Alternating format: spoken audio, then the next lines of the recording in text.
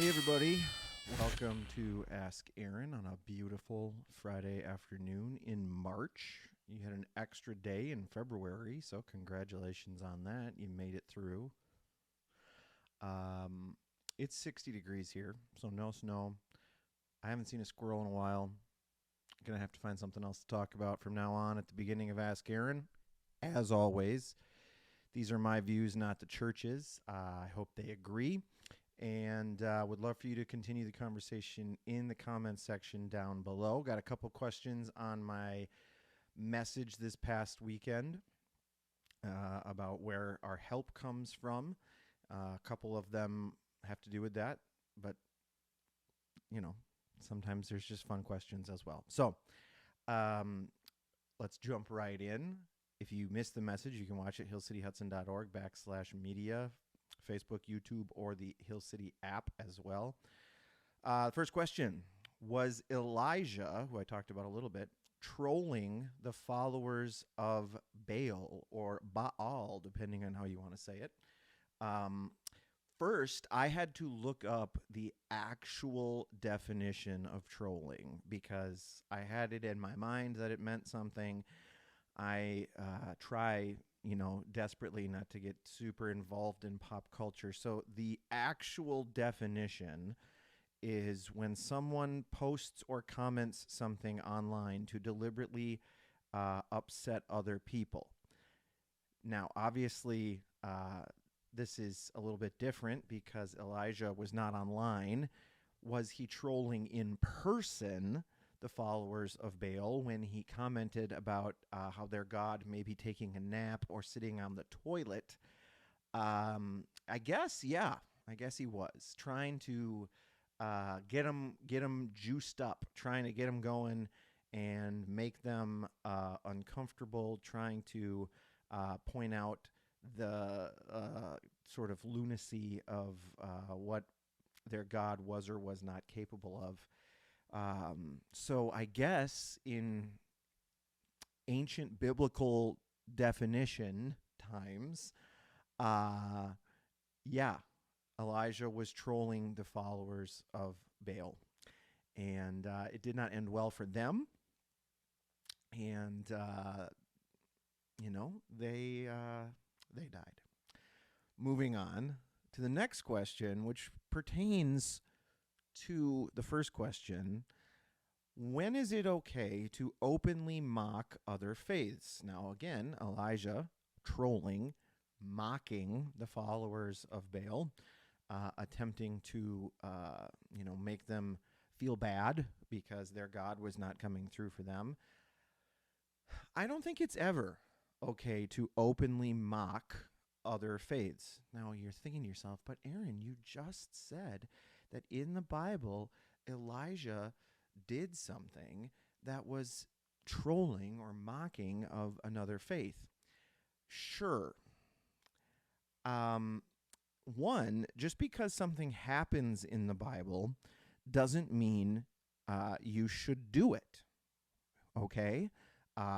Prime example, Judas betrayed Jesus, hung himself. Those are not things that a person should do. Thomas doubted Jesus's resurrection. We should not do that. Samson was a big jerk to women. We shouldn't do that. There are stories upon stories. Noah, when he got off the ark, he got drunk and laid in a tent naked, right? Like, these are things we probably shouldn't do. There are all sorts of things in the Bible that people did that we should not do. So just because something happens in the Bible does not give you carte blanche to just go do it. Second,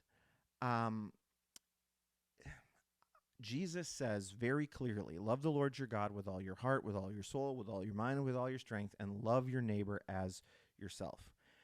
So is it okay to tell other people who are believing in other gods or members of other faiths that you think their faith is wrong? Yes. Is it okay to tell people that you think their faith is based on untruths or lies? Yes. Is it okay to tell people that you don't think that their faith is legitimate, or that you feel as though, that's not going to end well for them. Yes, absolutely. But how do we do it?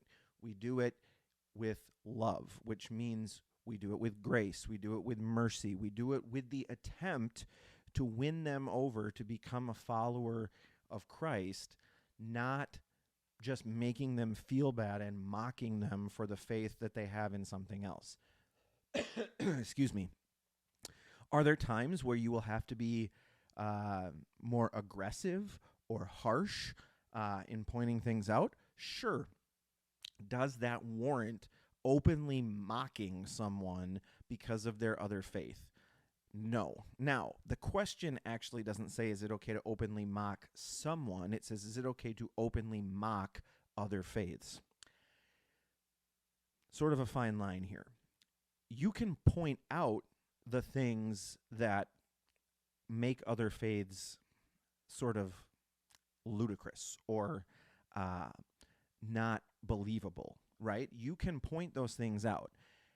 You should do so in a respectful manner, and you should do so in a way that if someone around you is a member of that faith and hears it, that they may question their faith in that false religion, but not necessarily in a way that would make them feel as though you are not a safe person to approach and talk to. Because obviously, the end goal in all of this is to win people to Christ, is to point out the historical accuracy and the reasons why it is totally logical to believe in the life, death, and resurrection of Jesus, and then, take Christianity from there. So,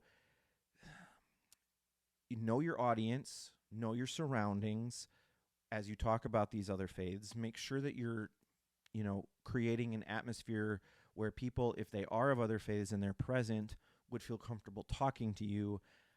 If it's you and, your mom, who are both Christian, talking about other faiths in your kitchen, and you say something to the effect of like, oh man, I just can't believe that, these people would believe this, and you fill in the blank. Is that sinful?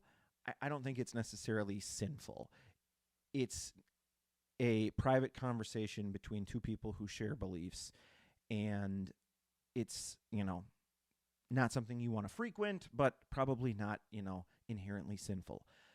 To talk about other faiths in public or around other people is when we have to be very careful, because, again, the goal is to be able to win someone to Christ through pointing out the inaccuracies or the fallibilities of their faith and their religion. So, always trying to do that with love and grace and mercy, as we are commanded to by Scripture.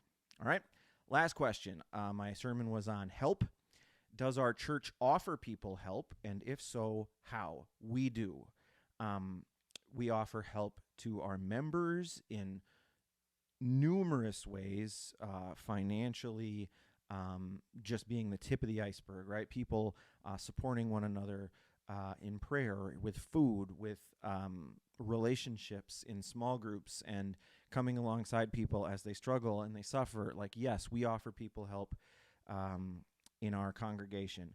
We offer people outside of our congregation help with financial needs, with prayer, with, setting people up in hotel rooms from time to time, in offering food to people who are vulnerable, or shelter, or gas money, or, all sorts of different ways.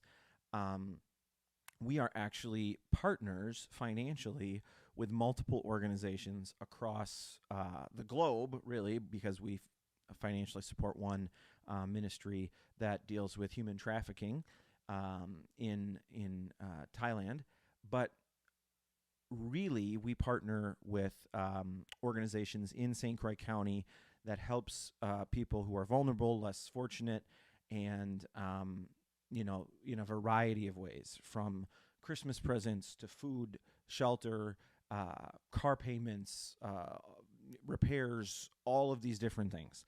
And we are most recently partnering with an organization that offers part-time or short foster opportunities for people in our community, and that's exciting. It's on the horizon.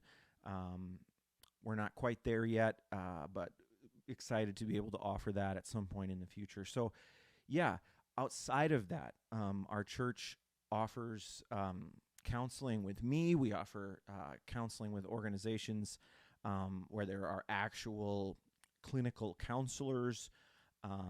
We offer premarital counseling. We offer postmarital counseling. Um, all sorts of different ways that our church helps people. We believe very strongly that we are called to be the hands and feet of Jesus in this world, which means that we do the work that Jesus would do if he was physically here, and we emulate the work that he did while he was physically here. So you can check out different organizations that we work with, hillcityhudson.org. You can send an email and ask questions. You can watch messages that I've given. Our church is very involved and wants to be more and more involved in getting out into the community and helping people, and we are constantly looking for ways to do that. So with that, I want to say thank you, as always, for asking Aaron. Make sure you join us this weekend for the last message of our series, Still Just As Good, hillcityhudson.org/media. You can watch on Facebook, YouTube, or the app. You can join us in person as well, downtown Hudson, St. Pat's Education Center, 10 a.m., all those platforms. Hope that you'll join us. Thanks, as always, for asking Aaron. We'll see you next time.